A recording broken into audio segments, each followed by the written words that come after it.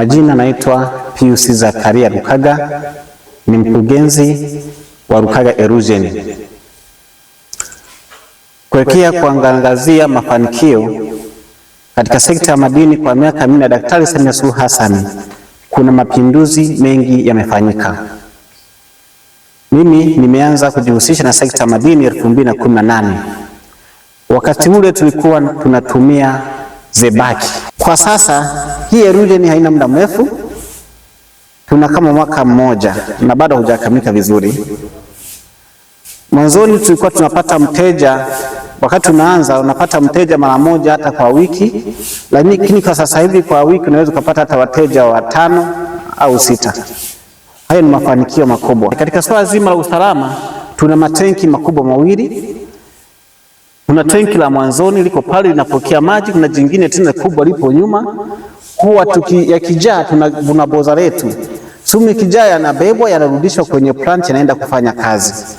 Kwa katika swala la usalama mambo ni mazuri. Hakuna sumitopa ambayo inaweza kazagaa ikaenda kuzuru wanyama au binadamu.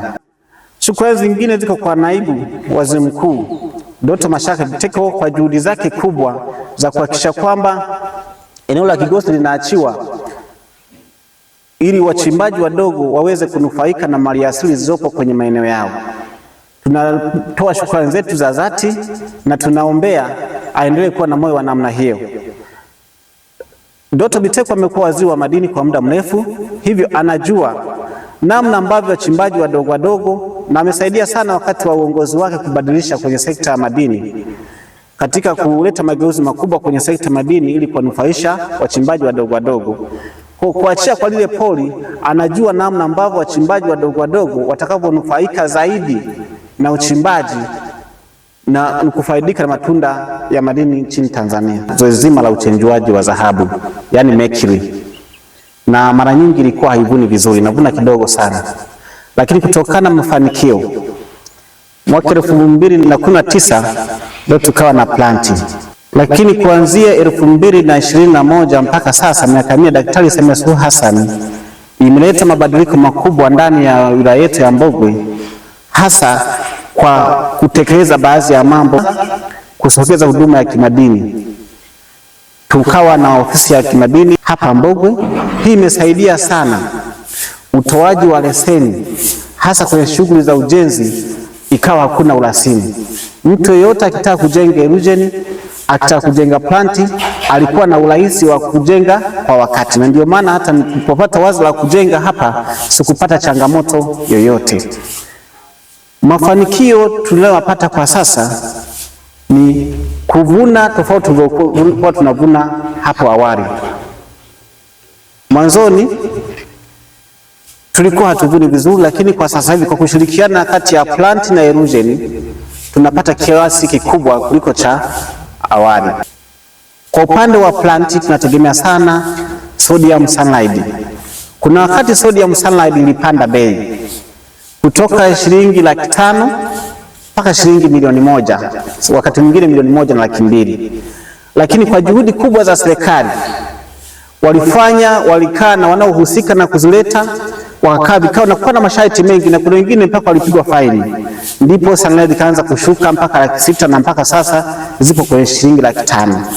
Hiyo moja wapo ya changamoto. Lakini changamoto nyingine ni kwa sababu ya mvua. Mvua zikiwa zinanyesha, mara nyingi kuozesha kwenye planti wanapata changamoto. Wakipata changamoto kwenye planti, basi na kwenye Erosion mizigo inapungua. Lakini mafanikio ni mengi kuliko changamoto. Hii ndio ofisi ya meneja wa Lukaga Erosion Plant, ambapo mteja wetu akimaliza kufanya process zote kule anakuja hapa kwa ajili ya kuhakikisha kwamba tunapima dhahabu yake uzito pamoja na purity, yani asilimia. Baadaye viongozi wa serikali ambao wakiwepo, maafisa madini na timu yake, atafanya uhakikishaji wa kumpigia hesabu pamoja na kuhakikisha usalama wa mali yake kwamba inatoka hapa na kufikishwa sokoni. Sasa hapo ndipo huduma yetu kwa mteja kwa siku hiyo au kwa wakati huo inakuwa imekamilika. Baada ya kupima dhahabu hapa, mteja ataondoka na timu ya serikali ambayo imekuja kwa siku hiyo husika. Mali hiyo dhahabu hiyo itapelekwa moja kwa moja kwenye soko husika la dhahabu lililopo eneo. Kwa mfano sisi hapa Lubeo, soko letu la dhahabu lipo Masumbwe. Kwa hiyo mteja atafanyiwa taratibu zote za serikali, ambapo zikikamilika ni yeye mwenyewe kwamba atasafirisha au atauza kwa dila ambaye ameamua yeye, ameridhishwa na bei yake. Tunawakaribisha zaidi katika eruption yetu, kwanza kabisa kutokana na huduma. Kwa mfano sisi mteja akitupigia simu au baada ya kumpata, tutafuata kaboni yake sehemu ambapo yeye yupo, planti, sehemu yote itakapokuwa, tunaitoa kule planti tunaileta hapa na tunahakikisha inasimamiwa kwa uangalifu zaidi mpaka siku ya mwisho kabisa, ambapo ikishaletwa hapa inachukua masaa 24 ili kukamilisha process na siku ambayo ataondoka. Basi kwa hiyo zaidi ni kuwakaribisha kulingana na huduma zetu. Tunafanya kazi kwa uaminifu na ukarimu zaidi.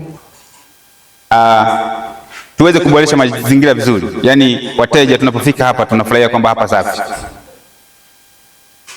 Atuboreshe tunapofika hapa tuende kama hivi hapa sasa ni sawa. Hata kama tunatoka mbali, natoka Geita au naweza nikatoka labda Kahama kwa sababu ya sifa zilizoko kwenye region yake mkurugenzi. Nitatoka hata Ushirombo, mfano nimewezesha Ushirombo mzigo kule, si ndivyo? Nitatamani nilete kwenye region ya Lukaga hapa Masumbwe. Kwa sababu ya maboresho mazuri. Kwa hiyo tunachomuomba atuboreshe pakae sawa, tuweke sehemu ambayo atuwekee sehemu ambayo labda tunaona kuna mapungufu, atuwekee rekebishe mambo yakae vizuri.